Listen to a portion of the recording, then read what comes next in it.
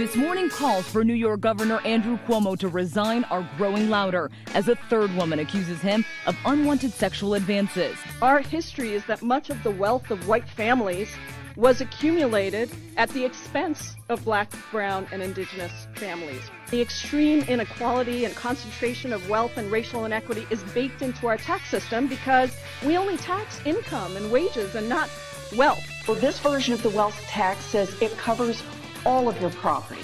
Doesn't matter whether it's held in stock or in real estate or in racehorses, everything is covered. So there's no point in moving property around.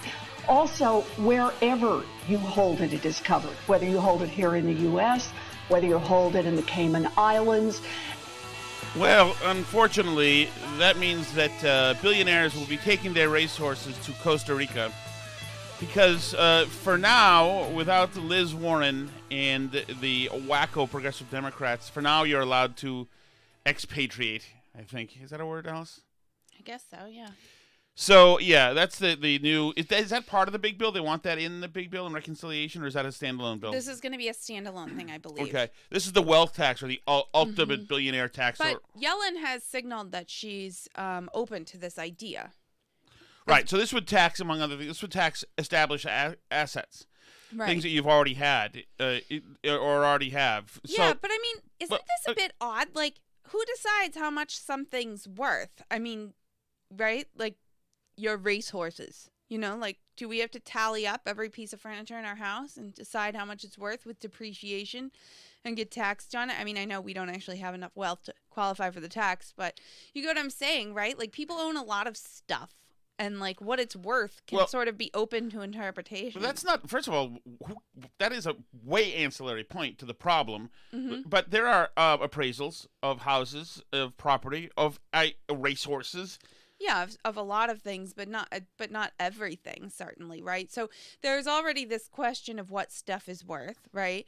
And then on top of that, a lot of people's wealth isn't held in things that's liquid. Like Jeff Bezos is very, very wealthy, but a lot of his wealth is in the value of Amazon as a company. So what? He's got to sell off a chunk of Amazon every year to pay his wealth tax? I assume he does. And then he has to pay money on the capital gains of having sold Amazon too. He has to pay additional tax on top of that for when he sells something. It's like Janet Yellen said earlier this year too that she's open to taxing unrealized gains, which means, normally when you hold like a stock, you pay tax when you sell it on the amount that you gained, right? Right. But she wants to tax every year how much the stock made, whether you sell it or not. So if your stock grows 10%, she wants a piece of that, even if, you're not selling it off, which is odd because, stocks go up and down, as you've learned on Robinhood, very frequently. So if the snapshot in time of when the taxes are assessed catches you at a time when they're high, you're going to pay a bunch of taxes that you might end up selling those taxes at a point when they're actually worth. You might end up selling those stocks at a point when they're actually worth less than that. And it's not clear that they're going to pay you back if you lose money on the stocks, that you'll get a tax credit. So a lot of this like taxing wealth as it just exists is, first of all, it's problematic just logistically. It's hard to know what stuff is worth, and who you're having appraise it is a question. But in addition to, I guarantee you she looks forward to making a regulatory agency just for that. But the biggest problem of all is that by her estimates, this wealth tax that she's proposed will raise $78 billion. Are you sure? I thought it was a little more. No, it's $78 billion. That's what she said. This will get us $78 billion a year. If you have it, right? Like this year, it would get us $78 billion. But they've just spent like $5 trillion on COVID relief alone. We're talking about. Well, let's listen to. By the way, I'm in a state of mourning right now, Alice. What's wrong? Somebody who I was close to, and we could even say dating. Okay. Has lost her chance to succeed. Has been taken down by old white men. Neera Tanden? Correct. Neera Tanden's nomination has been withdrawn by Biden. Oh man, I guess they weren't going to get Murkowski after all. I thought they were going to get Murkowski. I hope you're happy. I hope you're. I love Neera Tanden. I love that. I love that she physically assaulted somebody, a coworker. I love that she was vicious and mean and psychotic. I love her for all the same reasons I liked Klobuchar, who was mean to the interns. And there you go. Just this is why I can't have nice things, as I say. I also made that up, by the way. All right, let's listen to some of the specifics about the tax. Here's one good thing about this tax. Other than the fact that when Bezos and everybody moves offshore and out of the... They're going to move off planet if it's up to Elon Musk. Well, one good thing about us having a burnt orange minivan that's dented and a dozen years old now is that this doesn't affect us. That's true. And we are a long way away. Yes, it is still wrong. So let's listen to a little bit about the tax. Where shall I start? Okay. This is a tax that hits only the top 1/10 of 1%. And we're talking a lot about fairness in our tax system. The 99% in America are paying an... Holy God. All right. It's been a long day. As you know, I did morning radio today. And I only so many times can I hear me hearing about the 99% and then the 1%. Did you know that some people are prioritize Washington Street? Well, I'm sorry, Wall Street. Well, some people prioritize Main Street. No, if you didn't know that, did you know that Warren Buffett's secretary pays more in taxes than Warren Buffett? Did you know that? I've heard that. Yeah. All those things go together. Those are all things I've heard more than 175 billion times. Is the middle class getting hammered? Yes, they are. It's like when I was a concierge at a hotel, and I would say, and people would ask to get on the Freedom Trail, and I would say, cross the street, and you see a red line painted there, follow to the right, and they'd say, oh, follow the Yellow Brick Road. And after the first 58 million times, I thought to myself, there's a good chance I'm going to stick a pistol in my mouth tonight and blow my brains out. Okay, back to Liz Warren. Average of about 7.2% of their total wealth in taxes. That top 1/10 of 1%, they're paying about 3.2%. Adding 2 cents in a wealth tax means they're still getting a great deal. But it's time for them to pay a fair share. 2 cents is less than a cup of coffee. Well, that's not much at all. No. Seems very affordable. Okay, 2 cents to every piece of that afterwards. So among other things that are problematic about this is this money they are taxing has already been taxed. Yeah. So this money has been taxed through income taxes and other levies. There is already an inheritance tax. The state got a piece of your estate already. Yeah. They taxed it all the time in your whole life while you were making it. If you invest it, they tax any interest that it makes. If you die and give it to your kids, they'll tax it again. And now if you just hang on to it, and if you buy stuff, they'll tax that because you dared to buy something. They'll charge you sales tax. If you live in a house with it, they'll charge you a property tax on it. And then if you turn around and just, let it sit in the bank, then they'll tax you for the privilege of just owning it now, according to Liz Warren. And this is the thing, too. Like I was saying, in order to now have liquid cash, like say your $50 million or whatever is sitting in a 401k. I don't even know what people who have $50 million, like where they keep their money, what type of financial assets they have, but whatever. Say it's in a 401k or something. And now you have to pay a wealth tax on it. So now you have to sell some of it to pay the wealth tax, and you'll pay tax when you withdraw the money from whatever like financial vehicle, because now you're going to pay like the capital gains tax or whatever on it, right? So they're going to get you like coming and going. It ends up being more of a tax than that because they're going to tax you for selling the thing in order to pay the tax that they've taxed you on money that they already taxed you on when you made it and taxed you on when you earned interest on it and every other thing. They get you like coming, going, sideways, forward, backward, upside down. Every way they can think of to tax you, they're going to do it. You are coming to this from a place of privilege, Alice.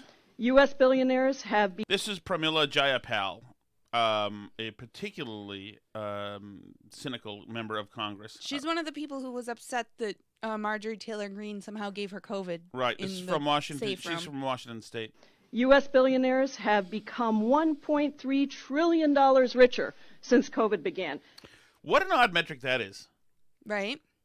I'm sorry. What are they supposed to do? Everybody needs to take a horrific hit. Yeah, you know who I've got a lot richer is Pramila Jayapal and Elizabeth Warren.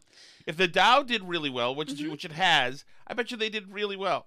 Yeah, and not only that, too, but they've also paid out a couple trillion in stimulus as well. So other people have also already gotten a chunk of money due to COVID as well. You know, there's money flying around. There's not, you don't, the wealth tax is a diversion from, it's, you know, we're off-roading now. We've gone astray from the mission of COVID. So for them to somehow use the fact that some people made money during COVID as a reason we now all of a sudden need a wealth tax, as though they weren't banging this drum for the last 5 years, is ridiculous. That is a 44% jump in their wealth just since March.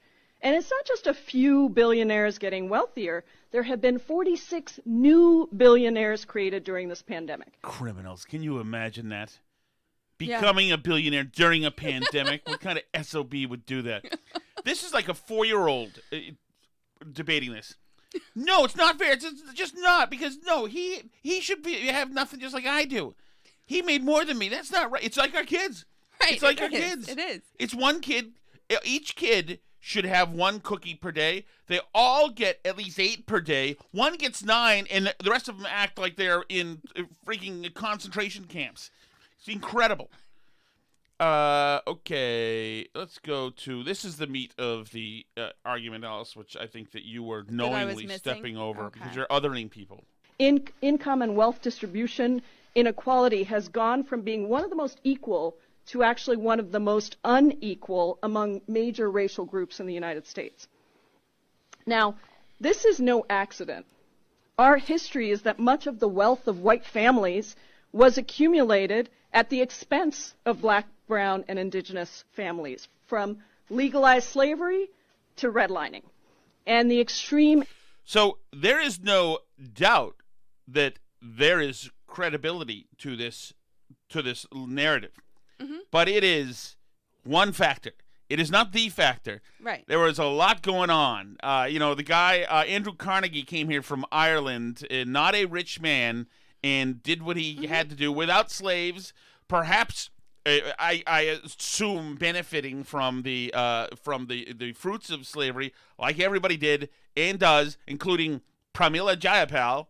Right. The American story, I hate to tell you, is not that simple. Yeah, it's very complicated. I mean, everyone has benefited from everyone who lives in America currently is benefiting and has benefited from the prosperity of this country, which, yes, was built on practices that we nowadays find absolutely abhorrent, as was the Roman Empire and the ancient Chinese Empire and ancient Egypt and everywhere else. I mean, the world... And even before the evils got to this continent, the Indians or Native Americans themselves, there was not a what's that when everybody's at peace? I'm missing words. I'm not sure. It was not a utopia. Right. They were fighting over territory, and because that's they were following the prey or whatever the frig they were eating down around the country, and the weather, etc. And it, like we said, like the very second podcast I ever did, this planet is full of jerks. It always has been. And we are mean to each other, and we are tribal people. And we've been tribal people forever. And so when you needed to eat and preserve your own tribe, it behooved you a lot of times to decimate the other tribe or do whatever it took to discourage them from hanging around.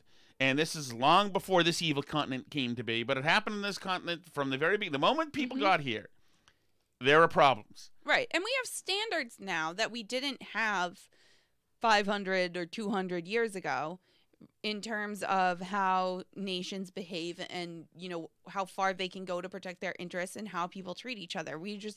Things have changed a lot. And, to pretend that we're going to just stick our standards of morality and ethics now on the entire past and somehow make up for that.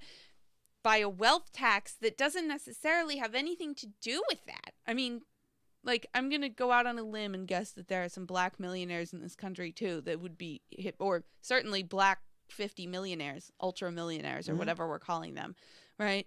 I mean, so I assume they're not exempt from the tax because they were hurt by slavery, even though they were just as much as any other black person in the U.S. That's a very now, good point. You know, why should Oprah have to pay this money? Yeah. You're right. According to Pramila Jayapal, Oprah should not have to. Inequality and concentration of wealth and racial inequity is baked into our tax system because we only tax income and wages and not wealth that has been amassed through business or equity or real estate, fine arts. And then we pass it down through inheritances, remaining free of taxes for the most part the whole time. So it's a wealth inequality level that no other leading country in the world has seen. Our legislation, as the senator said, finally helps just level the playing field and ensures that the wealthiest begin to pay their fair share. And it does so all the while investing trillions of dollars into our communities. So wealth inequality, that's very interesting. So it doesn't matter. So if I get enough money here, if I gain enough money to have Oprah money, but then you have Bezos money, are we both wealthy, or is there wealth inequality? There's wealth inequality. So at the end of it, all has to be equal. The income has to be equal, and if for one reason or another the citizenry is not making it equal through their own actions and choices, then it must be leveled down regardless, flattened down. Right. Okay. The other thing. Mm-hmm. I'm losing it. Can't think of it. You can't think of what? I can't think of the other thing. I don't know. You lost it. I don't know what other thing you were going to talk about. Was it about the billionaires tax still? Yep. It's just another point to this. I mean, I don't know. I'm blown away. So here's another estimate. They're saying this policy would raise $3 trillion over a decade. Oh, so I've got it again. That's another one. Okay, so that's like $300 billion. That's a little bit more than the other estimate I was reading. But yeah, I mean, like, it's still, that's not enough. $3 trillion over one decade we could pay for one stimulus bill, basically. I mean, this is drop in the bucket money that we're talking about in terms of the size of the federal budget. This doesn't do anything. This is just pure punishment for people that Elizabeth Warren feels got too rich. And if you think it stops with those people, then you're wrong, because they're not going to be able to do all the things that they think they should be able to do with that money. You know, and they're going to want to lower the limits and come for people who have even less than that. Here's the other thing that's going to happen. Okay. Just after World War II, the top marginal tax rate, income tax rate, was around 90% at some points. Right. Now, and this, the poll, the take from the haul from this will be very high as well on paper. Mm-hmm. How many people do you think paid that 90% tax rate after World War II? Not very many. Not very many. Because people who are in the tax brackets to pay 90%, just like people who are going to get torpedoed by this wealth tax, have means. And they have influence over politicians. So they're going to go over to people like Pramila Jayapal and say, hey, maybe you don't know, but I've got a lot of racehorses, 100,000 racehorses, and 16, residents in Washington State. Mm-hmm. Now, my racehorses happen to be this breed, and my residences happen to be green in this way, and it would really do me a lot of good in my family and heirs if I were given a loophole to get away from that. And you can call it what you want. As a matter of fact, my lawyers have already written this piece of legislation for you, and it's called the Green Prairies Preservation Act, and it has to do with loopholes that for people who are enhancing the fauna and flora of Washington State. So I would really like you to vote for this bill and your friends, and the only reason I'm taking this meeting is I've already made the maximum possible donation to you and my family, and we've made a huge donation to the DNC and every other PAC that we can find that leads to you. And so I'd really like you to do this. And Pramila Jayapal will say, no problemo. Right, of course. There will be carve-outs for everything because there will be carve-outs for every single... Any rich person could already just give the money. Mm-hmm. But they don't, because rich people like keeping their money. Yeah, that's generally how they became rich in the first place. Right. So this is income inequality. This is why the world is over. Mm-hmm. Because that was a haggard, old, dusty college professor out of Berkeley or Harvard argument that I'd have at bars in the mid 90s. Mm-hmm. It was just such an old, haggard freshman year argument debate to have. The fact that now it's taken seriously, brought back to these serious-minded thinkers, mm-hmm. and these words are said without embarrassment. Right. That ain't good. This is bad. And it's going to be bad for the horses. You know that? It's going to be bad for their horses. The people are going to euthanize all their horses. Mm-hmm. You know? All right. I'm handing off to you, Else. I'm fatigued. Well, Governor Cuomo still not having a really good time. I don't like it when Jonah says fatigued. I'm never saying that again. Okay, I'm sorry. Don't complain about... You don't have to... Why are you... You apologize for what Jonah Goldberg says? I don't know. No, I wish I didn't say fatigued, because nobody wants to hear that I'm tired. Everybody's tired. Shut up, Tom. I'm not that tired. Governor Cuomo still not having a good week. I don't remember if last time we were here we were up to 3 accusers yet or just 2, but he's up to 3 accusers, and the legislature, it was just announced a couple hours ago, has reached a deal. They're planning to vote now to strip him of his COVID emergency powers. So I think that's wise, considering he may be going home very quickly. So that is over for him. It is also what used to be known as Dr. Seuss Day today, and is now known as... March 2nd, it's his birthday. Yes, it's Dr. Seuss's birthday. It's Dr. Seuss Day, but it's been renamed Read Across America Day. That's not true. That is not true. Read Across America Day was done on March 2nd for Dr. Seuss, mm-hmm. but he's been expunged mm-hmm. from the Read Across America Day list. Yeah, he's not in it anymore. President Biden took him out, and the under great pressure exterior and interior, the Theodore Geisel people, foundation people, whoever mm-hmm. they are now, have decided to whack 6 of his books, which mm-hmm. is totally horse bleep. 6 of his books. For racist depictions. Yeah. So, and, by the way, the Cat in the Hat is on probation. Oh, they all are. I mean... Yes.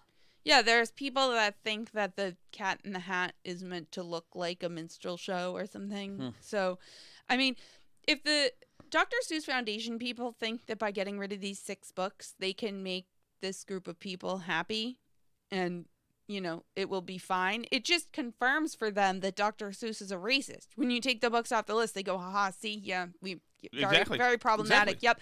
So, and this is crazy because Amazon has now removed the book listings from not just Amazon, but from, I don't know if it's Abe Books or whatever, the used book site. I've never heard someone say it. I've only used it, that they also own. So you can't even, if you have the used copy. So like on the internet, these books are now going for like $10,000, these banned books. I assume this will calm down a little. You can also get PDFs of them online if you want to like print them just to have, you know, archival proof that such things once existed and someday. I've seen some of these pictures, and these pictures, many of these pictures would not be okay in a new book, certainly for the times. Mm-hmm. I mean, there's pictures of black people in there, which are very well, they're from like the 1930s. Exactly. Right? The books are. So they're very jungleized in a way, exaggerated that you would never do. Mm-hmm. There's Asian pictures in there. The Asian depictions are exactly the ones I've always would never heard do are that. a problem. Now that said, the white people look ridiculous too. This is Dr. Seuss. This is a guy who makes everybody look crazy. This is his whole thing. Is a psychedelic trip of weirdness. Right. that he does. This is also a guy who is a huge leftist, semi-communist. Oh, yeah. And And his family has said, as they're doing this, like there wasn't a racist bone in his body. This is what he would want. If people were being hurt by something he did, he would want it gone. He wouldn't want it made anymore. Wouldn't it be a nice thing if you published the books as they were, published the books in a new way? Sure. And if you wanted to, you could show as they were, and that could be a learning thing too. Right. Yeah. And I think too, it raises some big questions about intellectual property. By the rights way, in have been general. on record about books in general. Books is dumb. Correct. Mhm. Yeah. I like books a lot personally, and I think this raises a lot of interesting questions about intellectual property rights too.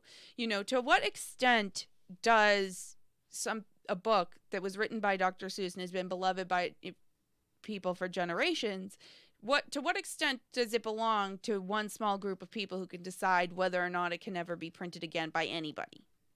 And to what extent do we want that? I saw somebody use the example online today. Dr. Martin Luther King's speeches are copyrighted. They're owned by the family. So if a billionaire wanted to buy them up and then a year later decided to stop printing them, would everyone just be okay with that? Like, sorry, I'm just not printing. Nope, nobody can ever print Dr. Martin Luther King's speeches again because I own the copyright and I'm not printing them. Right? Like, is that so? I mean, I think we need intellectual property reform, obviously, in the world and in this country too, clearly for a variety of reasons. But I definitely think there should be a thing where if you refuse to print a book for a certain amount of time, your copyright expires, like 7 years or something, and then they just go into the public domain. But the problem is, and that's maybe policy wise, that's right. The problem is that that people want to do this. That people want to delete and get rid of creations, creative products, content. It's crazy. Just have more of the books. And if you don't, you can write a book that does a different thing. These aren't books that no one wanted to buy. These are books that people were still willing to buy and have around and stuff. Right. And and people these are not treasure their damaging copies. books. And for now to also cancel Laura Ingalls Wilder, Little House on the Prairie books because of the depiction of Native Americans, like we talked about earlier tonight, she was there. Who the hell are you to tell her what it was like? Right. I mean, my God, That's really? not what Native Americans were like, Laura. It's ridiculous. And Babar, you can't have Babar is canceled. I love Babar. Because of colonialism. Because he went away and then came back to the jungle and showed them all new cool tricks and how to use modern appliances. And that's not right. No. Yeah. And this is all freaking fiction except for Laura Ingalls Wilder. And Curious George. Right, because he goes to Africa and brings back a monkey and civilizes it. That's monkeys themselves just are symbols of racism now. The monkey exhibit, I swear to God, the monkey exhibit at zoos will be going away. We just can't handle it because we've created this new psychosis here where we're supposed to be ultra sensitive to any kind of symbolic depictions of the accepted list of things which are to offend us. That how can you have that? Right. I mean, it's happened in other ways. I mean, there was a time right after 9/11 that you couldn't show the Twin Towers. You got rid of them at the beginning credits of Friends and the beginning credits of even after The Sopranos. Right. But I mean, that was also, I would think, a business decision. But we were all a little freaked because there they were, and now they're crumbled. But this other thing that we're seeing here, this is a ginned up construction. You have to be taught to hate the story of Babar. That's not a visceral thing that you're seeing and saying, "Oh my God, I don't want to see that because I know what happened." It's something that's taught behavior. Well, right. And also on my list of books that I have been thinking of buying hard copies of while I still can is definitely like Tintin. You never read Tintin. It's about the doggy, right? Police dog, German Shepherd, or is that in Tintin? No, yeah, that's not Tintin. Tintin is a Belgian reporter with a dog named Snowy, and he talks to Captain Haddock and Professor Calculus. They go to the moon. God, it sounds wonderful. Tintin's really great, but let's ban that one. I'm for it. There are some culturally insensitive depictions in there because of the era that they come from, and it just. Of like Italians and stuff too. I'm sure there's all kinds of culturally insensitive depictions in them,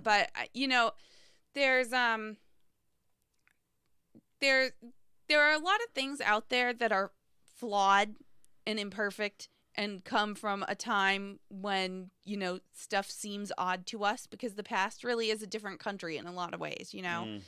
But, you know, it's important, that perspective in itself is important. First of all, to realize, you know, how much the era you live in shapes you and your values and what you think is important and, you know, the way that you think and perceive things. But also, you know, there's stuff that's valuable that that is flawed or that isn't like our culture that we come from. You know, certainly large sections of the Bible are very, very culturally strange to us.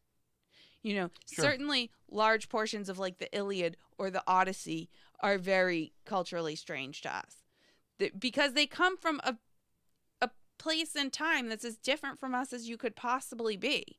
So, I mean, it's funny to me, at least, that we're doing this and we're getting rid of anything that's different from us because of diversity, so-called. You know, because there's almost nothing that's more diverse from us than things from the past. You know, modern day diverse YA authors who have a variety of gender identities and cultural identities and all sorts of things. They are all much more like each other and much more like us, like you and me and the people around us, than, you know, somebody living in the 1800s was, than Laura Ingalls Wilder was. She is much more different from all of us than any of us are from each other.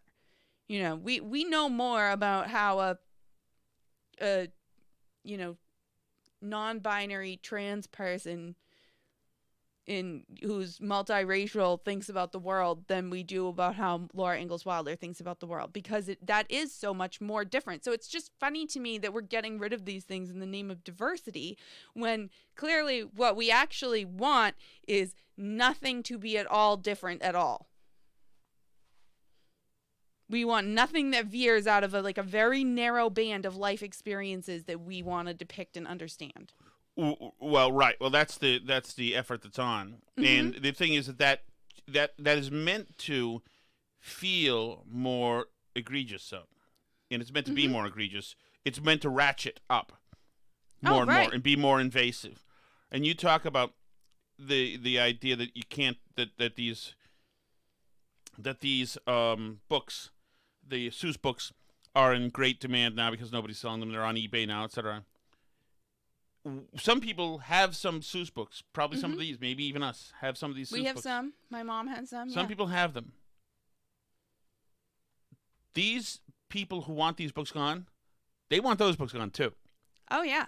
Definitely. So maybe they'll have a dangerous book buyback the way that we have gun buybacks and stuff. Do you remember when the town we used to live in had a toy gun buyback? Right. After Sandy Hook, they had a...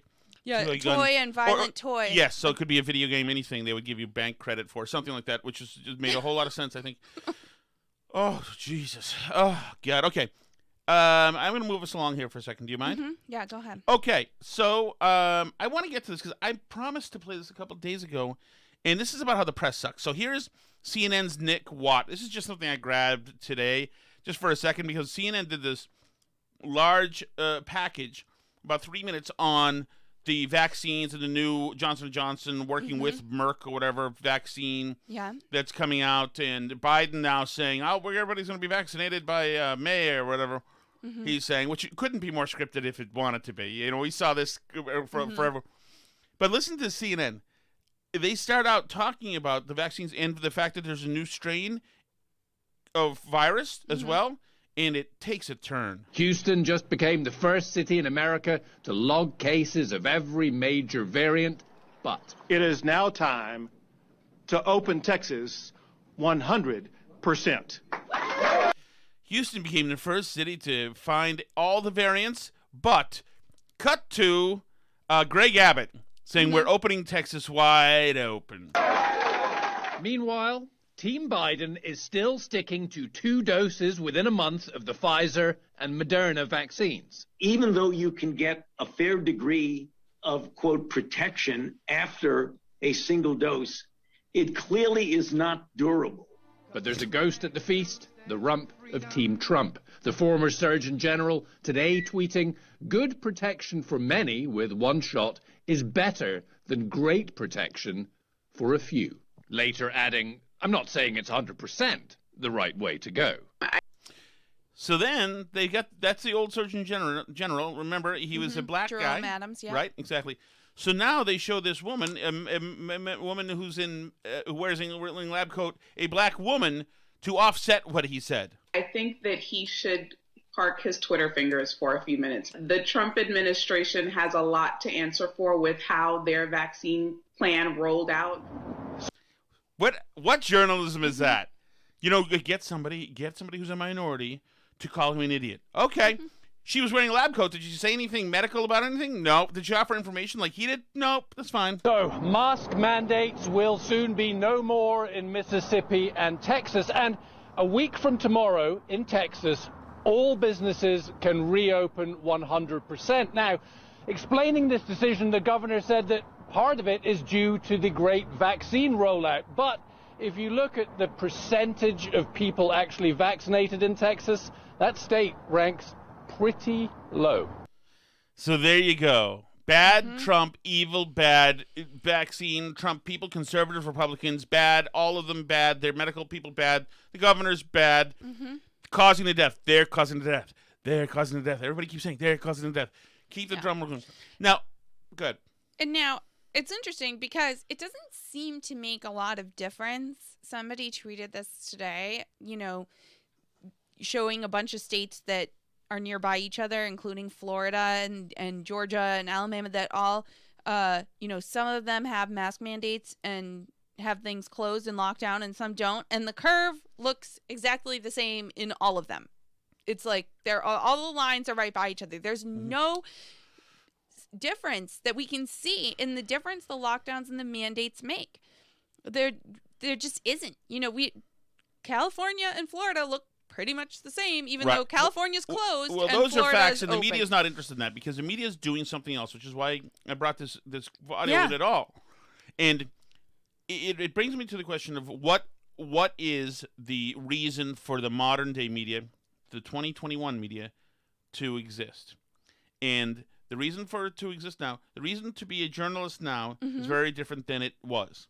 So Matt Taibbi talked with the guys from the Fifth Column podcast a couple days ago. You should follow the Fifth Column podcast. It's Matt Welch and Jameel Foster and who's the last guy? I don't remember. He's from Massachusetts. I should know him. Maybe I'd be honored if you noticed that I forgot his name. So anyway, so listen, this is Taibbi talking about. It's basically changing from. This is Taibbi talking about first the job of a reporter changing. It's basically changing from viewing the job as a fact-gathering mission, where you don't really particularly care how people deal with the information after they get it, to this thing that's much more like being a politician, where you're trying to convince somebody to do something. Right. So that's what we just heard with CNN. Instead of just reporting on what's going on with the vaccines and the governor, he's pushing, he's advocating for a particular. The end was already known. The Republicans and the right and Trump and conservatives are bad and suck. All this fact-finding stuff I do, I'm only using that to push that. Now, and if I happen to have to report on the former Surgeon General, I'm going to offset that with another medical person and do that, because that's what it's about now. They had mentioned actually the something that's gone now is the element of being surprised, and in the podcast they talked about this, and it's something that you see with rarely now, but with a few good reporters, but you used to see a lot more with reporters, was reporters would have their own political beliefs, no doubt, but they would go out and report and welcome the element of being surprised. Wow, I'm surprised. I went to cover this Democrat, and it turns out he's a total a-hole. I'm going to write about that. What a surprise. Right. Rather than covering for the guy and advocating for the guy. And this is, like, they mentioned Hunter S. Thompson, who I don't know anything about because too many people who I know who love him are not my kind of people. But Hunter S. Thompson, would do this. He was obviously a big lefty and a little nuts, or a lot nuts. And he'd go out and follow politicians in the 60s and 70s. And a lot of the people he thought he'd like on the left, he didn't like. And some of the people on the right he thought he hated, he was fine with. And was surprised to find it. And it would go into you'd be surprised along with him in his writing. So this is Taibbi on how he thinks, why journalism has changed this way. Right. And he talks about his dad apparently was a reporter as well. So he kind of begins there. My dad and I used to talk about this a lot because when he first got in the late 60s, he started when he was 17 years old. And when, once upon a time, journalism was it was more like a trade than a profession. The people who went into newspaper reporting, they were likely to be the sons and daughters of electricians and plumbers. It was not a high-class profession where, the educated elite were going to go into being reporters for the local newspaper. There's a great joke that was attributed to Walter Winchell where he's saying, somebody asks him, are you still in radio? Are you still in journalism? And he's like, yeah, but don't tell my mother. She still thinks I'm a piano player in a whorehouse. But then, all the President's Men happens and it becomes like a sexy thing for young rich kids, like me, frankly, right? Upper class white kids who go to prep schools. And then when I think there was another change when, all the sort of working class people left the business long before Donald Trump came along. But then when Trump came along, I think that was a huge thing for a lot of people in the business. It was like, this was our fault. We should have stopped this. There was a total lack of belief in the public's ability to make rational decisions. And so, like people who are used to having a lot of influence do, they took it upon themselves to feel like it was their fault that this had happened, rather than saying, "Look, we gave everybody the information about this, and they just made this decision." So it's a big change. I'm not sure exactly what it is. I think it has a lot to do with class. How perfect is that? Mm-hmm. He's absolutely right. Right. He's absolutely right. And it does have to do with class. It's totally true. And by the way, Taibbi went to school next to you in Concord at that private school. What's it called? Boys' school or private school? Concord Academy? I think so. Okay. And Michael Moynihan, who's the other host, also graduated from Concord. Wow. Massachusetts. So I believe the tuition there when I was in high school was one of the highest around, and that was like $30,000 a year because I knew people that went there. But I assume it's gone way up since then because that was, approximately the tuition at a college back then. So it's probably like 60 now. God, we'd have to sell one of our racehorses, Alice. Imagine that. Imagine. Never. Want some real? Do we hit a little Cuomo, or have we done that enough? Well, I said Cuomo a little bit. Well, let me just tell you why you're just learning about Cuomo being a predator now, and why you're just learning about Cuomo being somebody who would cook the books and actually be terrible at handling COVID and do something very cynical, if not illegal, by moving numbers around so that he could win the pissing contest between he and DeSantis. And it has a lot to do with this. Before we start tonight, let me say something that I'm sure is very obvious to you who watch my show. And thank you for that. You're straight with me, I'll be straight with you. Just shut up, Chris. Obviously, Chris Cuomo I'm aware of what's going on with my brother. And obviously, I cannot cover it because he is my brother. Now, of course, CNN has to cover it. They have covered it extensively, and they will continue to do so. I have always cared very deeply about these issues, and profoundly so. I just wanted to tell you that. There's a lot of news going on that matters also, so let's get after that. So the reason why things like the nursing home scandal, which was known about now since last summer. The reason why those things, and really more about Cuomo's thuggishness is being found out just about now, is because Chris Cuomo, who's not allowed to cover his brother, was covering his brother in the summer, but instead of talking about actual nursing home deaths and his brother's own ethical and private problems, he was talking like this. I just hope you recognize what even I'm able to recognize, being spawned from the same wolf pack. I hope you are able to appreciate what you did in your state and what it means for the rest of the country now, and what it will always mean to those who love and care about you the most. I'm wowed by what you did, and more importantly, I'm wowed by how you did it. This was very hard. I know it's not over, but obviously I love you as a brother. Obviously I'll never be objective. Obviously I think you're the best politician in the country. But I hope you feel good about what you did for your people, because I know they appreciate it. And just quickly, how positive are you about those nursing home death numbers? Because it seems like there's a disparity between what you're reporting and what we're seeing from nursing homes. It's perfect. You'll have your critics. Thank you. But I've never seen anything like what you did. And that's why I'm so happy to have had you on the show. And I hope you know that. What I did here was right. And whatever, was a political no-win. As you said from day one, you have people on both sides, and you couldn't make anybody happy. So you just do what's right. I did what was right. I'm comfortable with what I did. I think the facts bear it out. I think the numbers bear it out. I think we saved tens of thousands of lives. But I did what was right.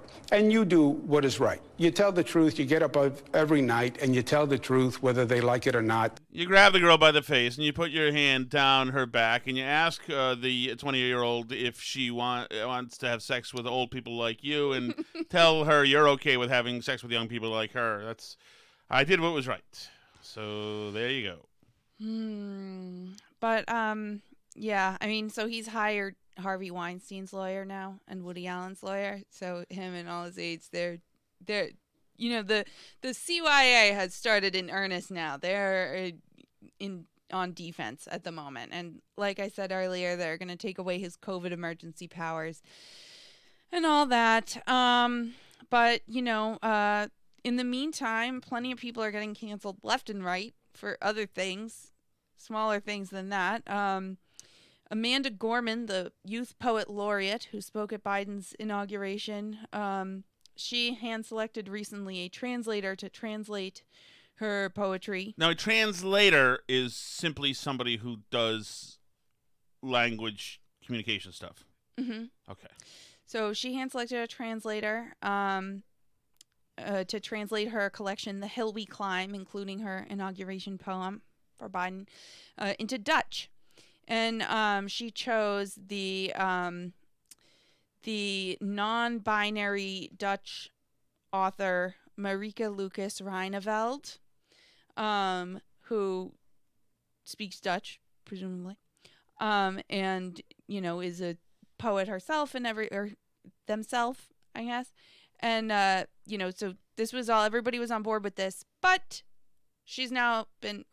they've now been removed from the project, Marieke Reineveld, because it should be a black person. So the publisher and the company has been told that this is not a person who should be translating this, because it's, according to people, it's an incomprehensible choice in the view of many people who express their pain, frustration, anger, and disappointment via social media. Isn't it, to say the least, a missed opportunity to have hired Marieke Lucas Reineveld for this job? They are white, non-binary, and have no experience in this field. That's great. So much for that. And that is cancel all of those books too, please. That's good. Get rid of that. The LA Teachers Union wants Gavin Newsom to know that his school reopening plan is a recipe for propagating structural racism. So that seems very normal and okay.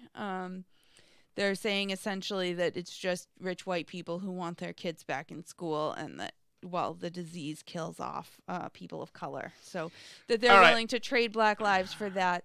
Tell me when your punch list is done, because I have important national, local, and global breaking news. Okay. I was excited to hear the genderless voice. Do you want to hear the genderless voice? We'll play the genderless voice. That's fine. This is a voice assistant like Siri. Mm-hmm. In case you are offended by the lack of diversity of choices for your voice assistants. Well, good news. And note the rising and soaring, optimistic, new beginnings movement music. Hi, I'm Q, the world's first genderless voice assistant. Think of me like Siri or Alexa, but neither male nor female. I'm created for a future where we are no longer defined by gender, but rather how we define ourselves. My voice was recorded by people who neither identify as male nor female, and then altered to sound gender neutral, putting my voice between 145 and 175 hertz, a range I have a question about the engineering of this product. How does a voice that identifies neither as male nor female sound different than a voice? Well, can you tell if it's male or female? I don't know, but it gets put through the genderator here. So the degenderer. defined by audio researchers. But for me to become a third option for... Do these people not have a pandemic? And everything else going on? Well, they want you to write to Apple and let them know that there's now a genderless voice assistant. I think Siri's such an a-hole in that other thing, too, that our other friends have. Alexa. I am so against that unless either of them ever want to advertise. I don't like people who say, Alexa, volume down. Alexa, volume down. Alexa, I don't want to be friends with people who do that. Mm-hmm. Or Alexa, lights. Alexa, kitchen light. Alexa, light on. Shut up. Just go press the button so I don't have to hear you yell at your tiny butler. It's like, Jesus. Voice assistants, I need your help. Share my voice with Apple, Amazon, Google, and Microsoft. And together we can ensure... I want the comprehensive list of everybody who shares that voice with all of those people. I want to know where those people are at all times.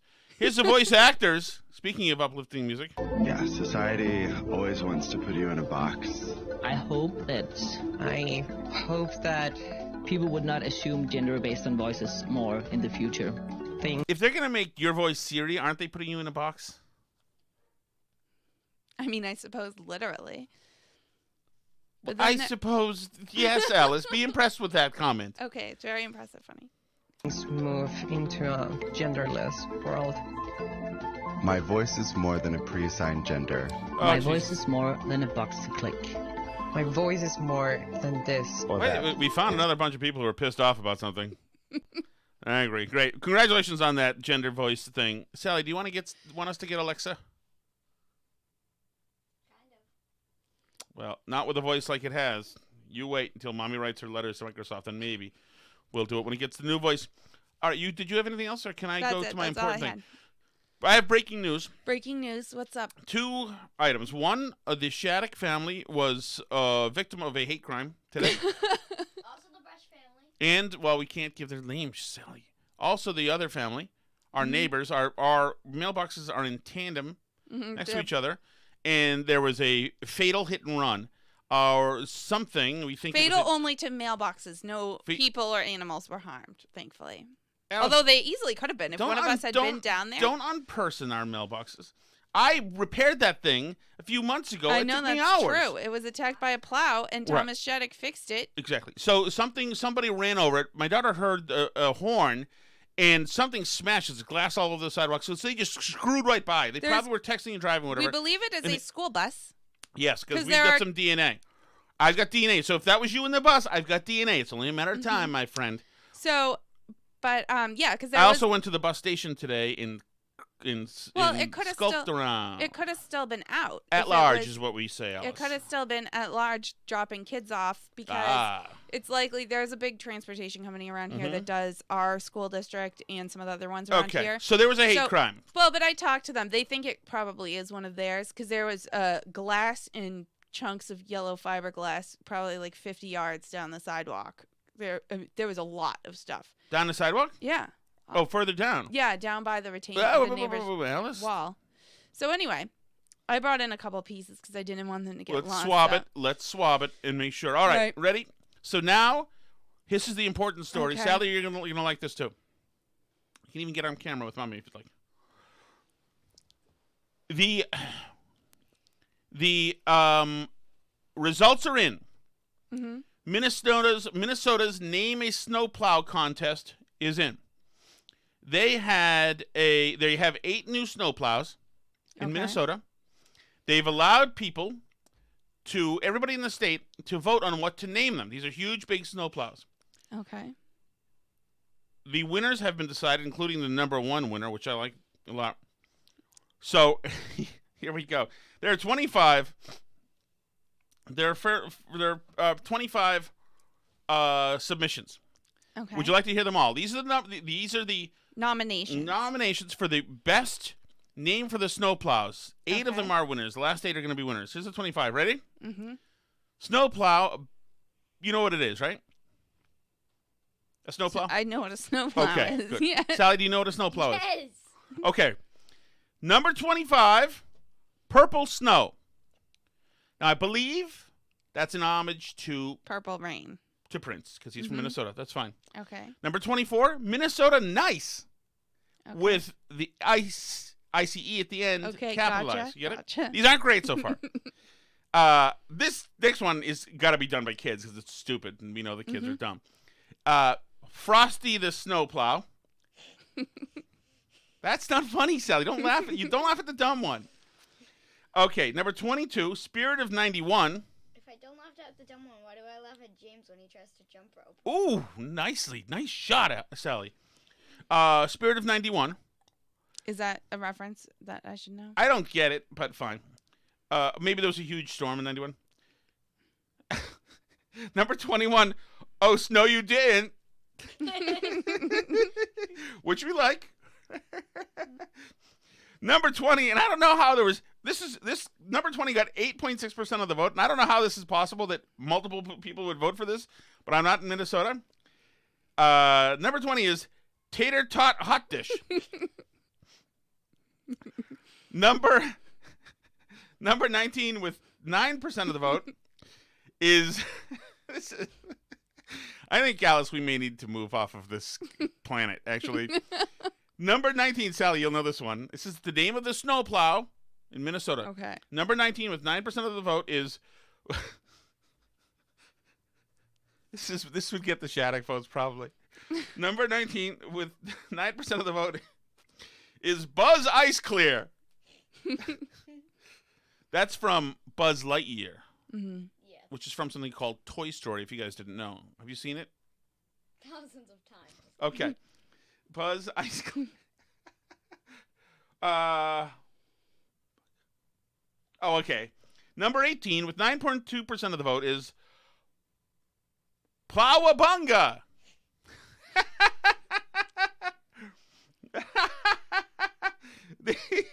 Number 17, with 9.4% of the vote, is Raspberry Beret. Do you get it? I get it. Prince song, Raspberry Beret, but now it's Raspberry Beret. I get it. That's somebody who knew that they can't name a plow that really, but they thought, I have to get this out in the world. I have one joke. Yep. This one I don't know, but maybe you would, Alice. Number 16, with 10% of the vote, is Le Plow du Nord. The Plow of the North? Yeah, okay. Sorry, Miss 1570 SATs. Apparently your French wasn't that deep. Here we go, Sally. You're going to like this one. Number 16. These are the name of the snowplows. These are large pickup trucks. I know what snowplows are. This is number... We get it, Tom. Just read the names. What? What is this? This is my creative, outlet here. Okay. Number 15, with 10% of the vote, is Blizzard of Oz. You like that? Pretty good, right? Yeah. Mm-hmm. Number 14. I think there was probably marijuana involved in this. Number 14, with 7% of the vote, is C3P Snow. I'll chuckle at that one for you. I just have another one that isn't as good as a lot of the other ones. Number 13. If it's not as good, we'll save it. 10.9% of the vote is Edward Blizzard Hands. Okay. I realize that's number 12 is Don't Just Snow, as in Don't You Know. Number 11, This is terrible. Number 11, and no offense to my Indian friends, is Ikamna, which is Dakota word for blizzard. Let me tell you one thing. That was not submitted. That was by the wokesters in the government who said, we're going to get 2 native words in here, sir. But they're not submitting. We're getting 2 native words in here. You understand? Number 10 is the same thing. It is Gwendolyn, which is Ojibwe Indian word for north wind, which didn't happen. Number 9 is... And this is one that actually my wife, with the absentee ballot, but actually voted for, was Sir Plows a lot. Okay, now this is very important, guys. These are the actual names that are assigned now. These trucks now, these names now are on trucks now plowing snow in Minnesota. Okay. Which the capital is... Sally? You have an uncle with a name. St. Paul. Correct. That is right? Yes. Number 8 is... Jesus. The truck formerly known as Plow. Not great. They can't get the mind off of Prince. Number 7. Now we're talking. Darth Blader. Number 6. F. Salt Fitzgerald. I respect that. Whoever said that one, I could be friends with. F. Salt Fitzgerald. They're just enough of a jerk to be interesting. Number 5, Sally, ready? Snowby-One Kenobi. Number 4, else, have you no humor? I'm laughing at some of them. Number 4, Plow Bunyan. Okay.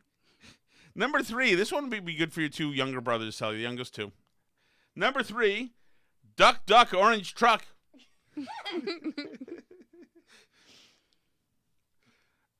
Number 2, just gonna plow right past you. What does that mean? I guess it's like a Minnesota accent. Okay. Thing. Number 1, guys. Number 1. Oh, good. No. Number 1 is a different one. Snowby-One Kenobi was 4? number 5. 5. So number 1 is Plowy McPlowface. Yay! Go Plowy. There we go. So that's the new fleet. You tell me if any other podcast right now educated people on the newest fleet of snow plows in Minnesota. I don't think this one educated that many people either, because they probably turned it off No somewhere around way. 17 names into the plows. I'm thinking. No way they did. That's the kind of thing that you can find on Twitter. You can also check out our Twitter. By the way, we need your submissions for snow plows, please. And nothing is off limits. So I lost my train of thought. I was interrupted. Now we're Burn Barrel Pod on Twitter, facebook.com/Burn Barrel Podcast. You can email us, burnbarrelpodcast@gmail.com. Clam plowda, right? I guess that's a Boston-y kind of one. Boston, right? Plowda, chowda, Sally? And there's also a YouTube channel, Tom Shattucks Burn Barrel. My enthusiasm level has dropped significantly.